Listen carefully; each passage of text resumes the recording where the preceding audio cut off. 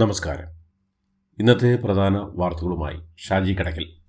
ഇന്ന് ജൂലൈ 25 വെള്ളി 2025 വാർത്തകളിലേക്ക്. ഇന്ത്യയും യുകെയും തമ്മിലുള്ള സ്വതന്ത്ര വ്യാപാര കരാറിന് അംഗീകാരം. പ്രധാനമന്ത്രി നരേന്ദ്രമോദിയുടെ യുകെ സന്ദർശനത്തിനിടെയാണ് ഇരു രാജ്യങ്ങളിലെയും പ്രധാനമന്ത്രിമാർ കരാറിൽ ഒപ്പുവെച്ചത്. ചരിത്രപരമായ ദിവസമെന്നും ഏറെ നാളത്തെ പ്രയത്നത്തിന്റെ ഫലമാണെന്നും മോദി പ്രതികരിച്ചു. ഇരു രാജ്യങ്ങൾക്കും ഗുണം ചെയ്യുന്ന കരാറാണ് ഇതെന്ന് ബ്രിട്ടൻ പ്രധാനമന്ത്രി കെയർ സ്റ്റാർമറും പറഞ്ഞു. ഇന്ത്യ യുകെ വ്യാപാര കരാർ യാഥാർത്ഥ്യമാകുന്നതോടെ ഇരു രാജ്യങ്ങൾക്കും ഉഭയകക്ഷി വ്യാപാരം വഴി പ്രതിവർഷം $3,400 കോടി നേട്ടമുണ്ടാകുമെന്നാണ് പ്രതീക്ഷ. കഴിഞ്ഞ ഒരു ദശാബ്ദത്തിനിടെ ഇന്ത്യ ഒപ്പുവെച്ച ഏറ്റവും വലിയ വ്യാപാര കരാറാണിത്. ബ്രെക്സിറ്റിന് ശേഷമുള്ള യുകെയുടെ ആദ്യത്തെ സുപ്രധാന കരാറുമാണിത്. ഇന്ത്യയും യുകെയും തമ്മിൽ ഒപ്പുവെച്ച പുതിയ സ്വതന്ത്ര വ്യാപാര കരാർ ഇന്ത്യൻ കയറ്റുമതി വിപണിക്ക് കാര്യമായ ഗുണം ചെയ്യുമെന്ന് റിപ്പോർട്ടുകൾ. ഇന്ത്യയുടെ കാർഷിക ഉൽപ്പന്നങ്ങളടക്കം യുകെയിലെ വിപണി തുറന്നു നൽകുന്നതാണ് ഇന്ത്യ യുകെ സ്വതന്ത്ര വ്യാപാര കരാർ. രാസവസ്തുക്കൾ, നിർമ്മാണങ്ങൾ മുതൽ ഫാർമസ്യൂട്ടിക്കൽ, സോഫ്റ്റ്വെയർ സേവനങ്ങൾ വരെയുള്ള വൈവിധ്യമാർന്ന ഉൽപ്പന്നങ്ങൾക്ക് തീരുവ നൽകേണ്ടതില്ല. അതേസമയം സ്കോച്ച് വിസ്കി, ഇലക്ട്രിക് വാഹനങ്ങൾ, ചോക്ലേറ്റുകൾ, സൗന്ദര്യവർദ്ധക വസ്തുക്കൾ തുടങ്ങിയ യുകെ ഇറക്കുമതികൾക്ക് ഇന്ത്യയിൽ ഇനി വില കുറയുകയും ചെയ്യും. സംസ്ഥാനത്ത് ഇന്ന് 6 ജില്ലകളിൽ അതിശക്തമായ മഴയ്ക്ക് സാധ്യതയെന്ന് കാലാവസ്ഥാ വകുപ്പ്. കൊല്ലം, പത്തനംതിട്ട, ആലപ്പുഴ, കോട്ടയം, ഇടുക്കി, എറണാകുളം എന്നീ ജില്ലകളിൽ ഓറഞ്ച് അലർട്ടാണ്. ശക്തമായ മഴ തുടരുന്ന സാഹചര്യത്തിൽ ഇടുക്കി, എറണാകുളം ജില്ലാ വിദ്യാഭ്യാസ സ്ഥാപനങ്ങൾക്ക് ഇന്ന് അവധി പ്രഖ്യാപിച്ചു. പ്രൊഫഷണൽ കോളേജുകൾക്കും അവധി ബാധകമാണ്. സ്കൂൾ സമയമാറ്റത്തിൽ സംസ്ഥാന സർക്കാർ മതസംഘടനകൾക്ക് വഴങ്ങരുതെന്ന് BJP. ചർച്ച നടത്തുന്നത് തന്നെ തെറ്റാണെന്നും സംസ്ഥാന സർക്കാർ നിലപാട് മാറ്റിയാൽ ശക്തമായ പ്രതിഷേധം ഉണ്ടാകുമെന്നും BJP അറിയിച്ചു.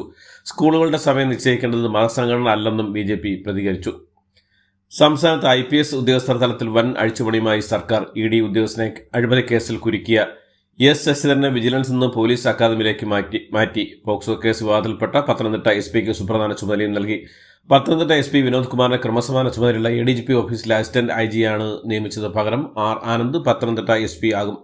കൊല്ലം റൂറൽ പോലീസ് സൂപ്രണ്ട് സാബു മാത്യുവിനെ ഇടുക്കിയിലേക്ക് മാറ്റി. പകരം വിഷ്ണുപ്രദീപ് കൊല്ലം റൂറൽ പോലീസ് സൂപ്രണ്ടായി ചുമതലയേൽക്കും. അരുൾ RB കൃഷ്ണയെ പോലീസ് ബറ്റാലിയൻ DIG ചുമതലയിലേക്കും മാറ്റിയിട്ടുണ്ട്. മുൻ മുഖ്യമന്ത്രി VS അച്യുതാനന്ദന്റെ നിര്യാണത്തിൽ മന്ത്രിസഭാ യോഗം അഗാധമായ ദുഃഖം രേഖപ്പെടുത്തി. ഊർജ്ജ സമരപാരമ്പര്യത്തിന്റെയും അസാമാന്യമായ നിശ്ചയദാർഢ്യത്തിന്റെയും വിട്ടുവീഴ്ചയില്ലാത്ത പോരാട്ട നിലപാടുകളുടെയും പ്രതീകമായിരുന്നു VS അച്യുതാനന്ദൻ യോഗം അനുശോചിച്ചു.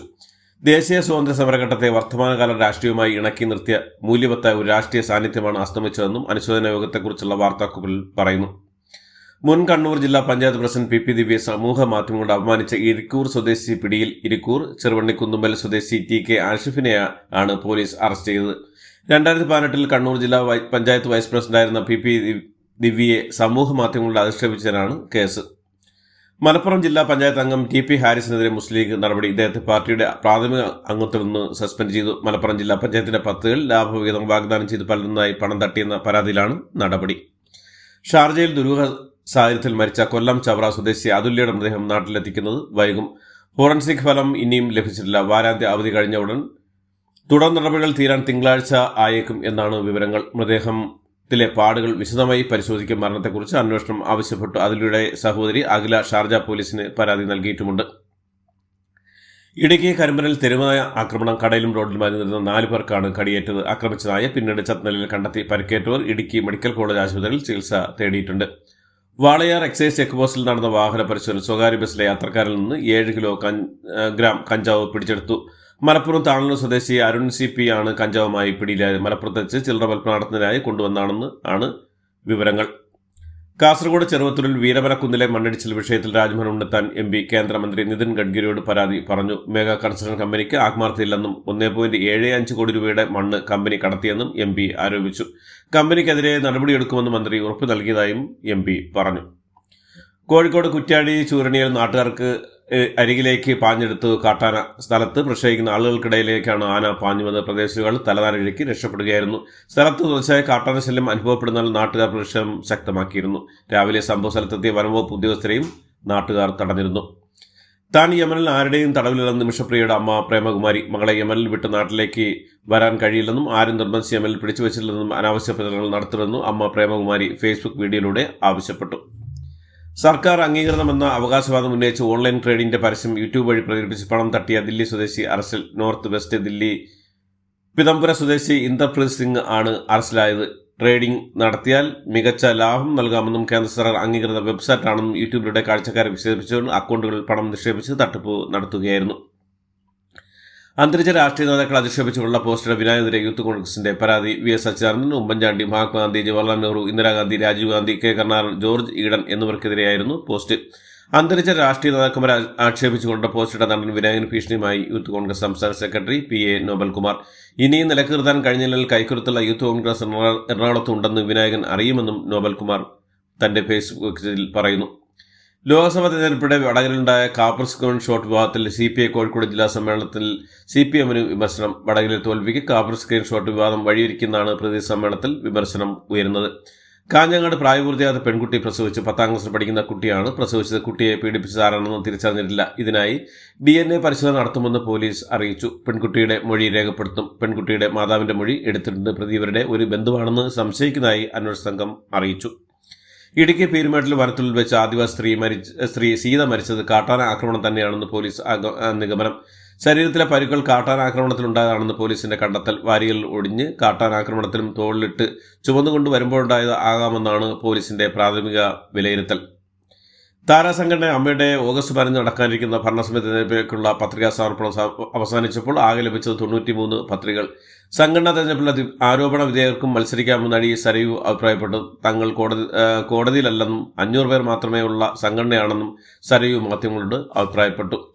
റംബൂട്ടാൻ തൊണ്ടയിൽ കുരുങ്ങി പെരുമ്പാവൂരിൽ 1 വയസ്സുകാരൻ മരിച്ചു. പെരുമ്പാവൂർ മരുതുക വലയിൽ വാടകയ്ക്ക് താമസിക്കുന്ന ഇടുക്കി സ്വദേശിനി ആതിരയുടെ മകൻ അവ്യക്ത് ആണ് മരിച്ചത്. മുത്തശ്ശിക്കും കളിച്ചുകൊണ്ടിരുന്ന കുട്ടി കയ്യിൽ കിട്ടിയ റംബൂട്ടാൻ വിഴുങ്ങുകയായിരുന്നു. ഉടൻ തന്നെ ആശുപത്രിയിൽ എത്തിച്ചുവെങ്കിലും കുട്ടിയുടെ ജീവൻ രക്ഷിക്കാനായില്ല.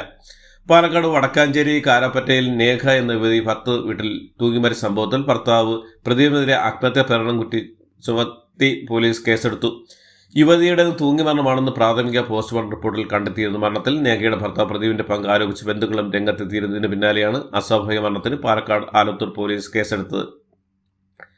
തൃശൂർ അരുമ്പൂരിൽ പിതാവിന്റെ മൃതദേഹം വീടിനുള്ളിലേക്ക് കയറ്റാതെ മകൻ വീട് പൂട്ടിപ്പോയ സംഭവത്തിൽ അന്വേഷണ നിർദ്ദേശം നൽകി ജില്ലാ കളക്ടർ ജില്ലാ സാമൂഹ്യനീതി ഓഫീസിനോട് അന്വേഷിച്ച് റിപ്പോർട്ട് നൽകാനാണ് നിർദ്ദേശം. അരുമ്പൂർ കൈപ്പള്ളി സ്വദേശി പ്ലാക്കൻ തോമസിന്റെ മൃതദേഹമാണ് വീടിനുള്ളിൽ കയറ്റാനും മുറ്റത്ത് പൊതുദർശനത്തിന് വെച്ച ശേഷം സംസ്കരിച്ചത്. മണലൂരിലെ അഗതി മന്ദിരത്തിൽ കഴിയുകയാണ് തോമസ് മരിച്ചത്. മകന്റെയും മരുമകളുടെയും മർദ്ദനെ തുടർന്ന് വീട് വിട്ടിറങ്ങിയ തോമസും ഭാര്യ റോസലിയും വിവിധ അഗത മന്ദിരങ്ങളിലായി കഴിയുകയായിരുന്നു. ITI വിദ്യാർത്ഥിനിയായ വെണ്ണിയൂർ നെല്ലിവിള നെടുഞ്ഞൽ കിഴക്കരിൻ വീട്ടിൽ അഞ്ജുവിന്റെയും സുനിതയുടെ മകൾ അനുഷയെ വീടിനുള്ളിൽ തൂങ്ങി മരിച്ച നിലയിൽ കണ്ടെത്തിയ സംഭവത്തിൽ അയൽവാസിയായ വീട്ടമ്മ അറസ്റ്റിൽ. വെണ്ണിയൂർ തെടിഞ്ഞൽ AR ഭവനിൽ രാജം ആണ് അറസ്റ്റിലായത്. രാജം അസഭ്യം പറഞ്ഞതിൽ മനംതുന്നാണ് അനുഷ ജീവനൊടുക്കിയെന്നായിരുന്നു പരാതി. ഇതിന് തെളിവായി അനുഷയുടെ ഫോൺ റെക്കോർഡ് അടക്കം പോലീസിന് ലഭിച്ചു.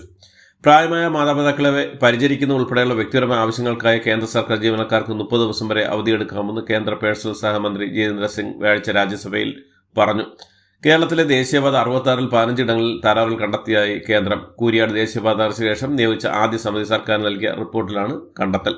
കേരളത്തിൽ നിർമ്മാണത്തിലിരിക്കുന്ന ദേശീയപാത തകർച്ചയുടെ കാരണങ്ങൾ കണ്ടെത്തുന്നതിനായി കഴിഞ്ഞ 5 വർഷമായി ഒരു ശാസ്ത്രീയ പഠനമോ സാങ്കേതിക വിലയിരുത്തലോ നടത്തിയിട്ടില്ലെന്ന് കേന്ദ്ര റോഡ് ഗതാഗത ഹൈവേ മന്ത്രി നിതിൻ ഗഡ്കരി പാർലമെന്റിൽ സ്ഥിരീകരിച്ചു.